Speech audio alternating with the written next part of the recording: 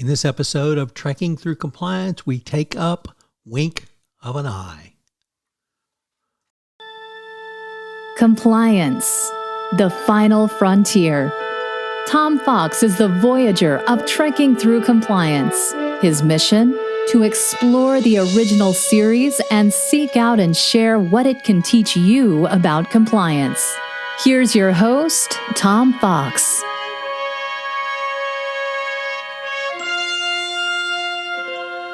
Trekking Through Compliance, episode 66, Wink of an Eye. In this episode of Trekking Through Compliance, we consider the episode Wink of an Eye, which aired on November 29th, 1968, and occurred on Stardate 5710.5. Story synopsis. While exploring an outer quadrant of the galaxy, the Enterprise receives a distress call from the planet Scalos. A group of 5 Scalosians claim to be the last survivors of a civilization of 900,000. However, a landing party consisting of Kirk, Spock, McCoy, and Compton is unable to locate the source of the transmission. Kirk then thinks he detects the buzzing of insects, but Bones' tricorder does not register them. Queer goings-on follow when Compton mysteriously disappears right in front of McCoy. When Kirk and the landing party return to the Enterprise, a number of malfunctions occur on board the ship which cannot be explained. As Kirk is examined for ill effects, he again notices the buzzing sound he heard on the surface and correctly concludes that aliens must have beamed aboard. Spock detects an alien machine being installed into the environmental control, but 2 security guards are not permitted to enter the chamber when he and Spock proceed into it. When Spock attempts to disconnect the machine, he is prevented so by a force field. When Kirk and Spock attempt to phaser the device, their phasers instantaneously disappear. Back on the bridge, Kirk's coffee is drugged and his metabolism is accelerated as a result. In the accelerated phase, Kirk meets the Scalosians who have beamed aboard, including the Scalosian queen, Deela, who greets Kirk by embracing and kissing him. Kirk tries to stun Deela, but she steps aside before the normal speed phaser beam can get close after Kirk tries to phaser her. Kirk rushes to the life support room but is blocked by entering from Compton, the disappeared red shirt. Kirk forces his way past but then is stunned by the Scalosians. However, Compton is injured by the Scalosian head scientist, suffers cell damage, and Kirk witnesses the rapid aging which results in Compton's immediate death. Because the Scalosian men are sterile, the crew members of the Enterprise are to be frozen by a machine hooked up to the life support system and used for mating stock for generations to come. The Scalosians have been forced to use this technique for propagation ever since their water was polluted by radiation released by volcanic eruptions multiple years ago, resulting in the sterility of males. Kirk himself is to be the husband of Deela, much to the chagrin of her chief scientist, Rael, who is deeply in love with her. More on that jealous triangle later. Kirk makes a tape for Spock in which he explains all this and places the tape in a slot for McCoy to find. He then sabotages the transporter so he cannot be beamed down in order to gain more time and pretends to be smitten with Deela in order to steal her weapon. McCoy discovers the tape and Spock is able to read it by greatly slowing it down. Meanwhile, Rael is jealous of Kirk's romancing of Deela and attacks him before Deela can make him stop at phaser point.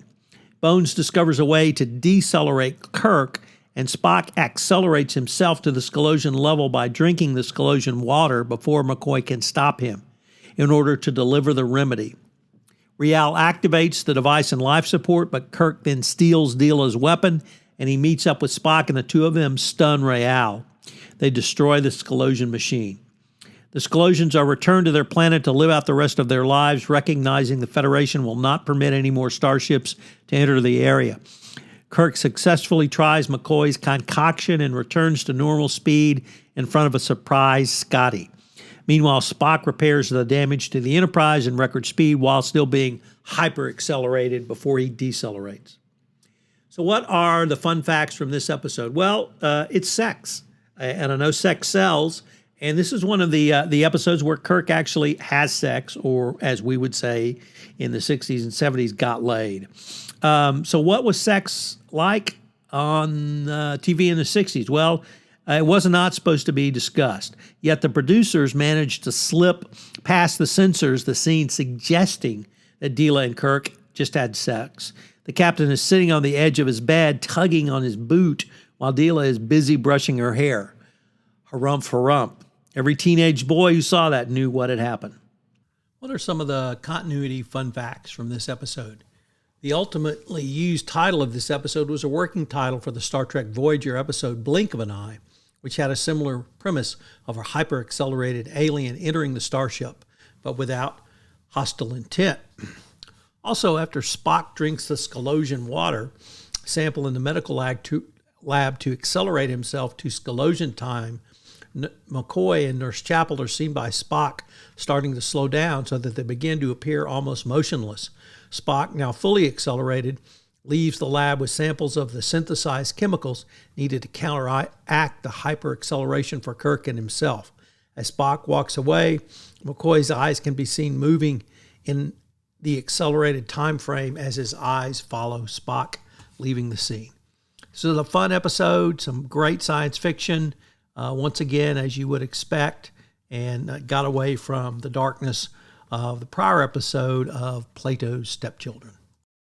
So what are the compliance takeaways from this episode? Well, the first one is, what questions should your board be asking? Many boards really fail on compliance oversight, and frankly, it's because they don't know really what their role is or how to fulfill their role on the board. I would suggest 3 general areas of inquiry: structural questions, cultural questions, and risk management questions. So certainly happy to share more if you want more information on those questions, or you can check out my book, The Compliance Handbook, which explains it all. Next up, as CCO, who do you report to? Well, of course, there's nothing formally from the Department of Justice or Securities and Exchange Commission around what you should, who the CCO should report to.